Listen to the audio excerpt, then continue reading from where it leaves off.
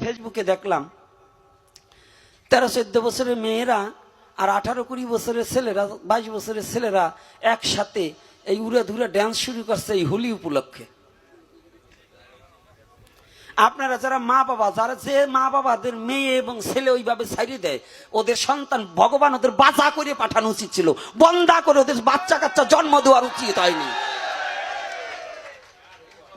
ওদের জন্ম দেওয়া ওরা কি ব্যবসার জন্য দেশে নাকি বিনা পয়সায় মাইয়ে বিয়ে দেওয়ার জন্য এগুলো করে নাকি? ধর্মটা এটা হুলি খেলা নয়, এটা দোল উৎসব নয়, এটা কখনো গৌর পূর্ণিমা নয়, এটা শুধু নোংরামি এবং দেহ ব্যবসার একটা পলিটিক্স।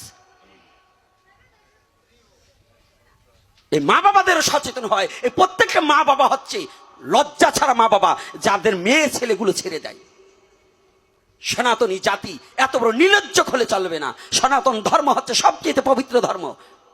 লজ্জা করা উচিত এই সমস্ত মা বাবাদের যে আমাদের ছেলে মেয়ে, আপনার সন্তান জন্ম দেওয়ার চেয়ে ওই কুকুরের সন্তান জন্ম দেওয়া ভালো। কুকুরও একটা ব্র্যাকেটের মধ্যে, একবারই কুকুর আর একবারই যায় না। কি রাগ করছেন নাকি আপনারা? কুকুরের ধর্ম আছে, আপনার আমাদের কোনো ধর্ম এখন বর্তমান নেই। এগুলো দেখলে সমাজ নষ্ট হয়ে যাচ্ছে। আজকে যদি এগুলো দমাতে না পারেন, তাহলে আপনার সন্তান একদিন যাবে, আপনার মেয়েও ধর্ষণ হবে, আপনার সন্তান আপনার স্ত্রীও একদিন ধর্ষণ হবে।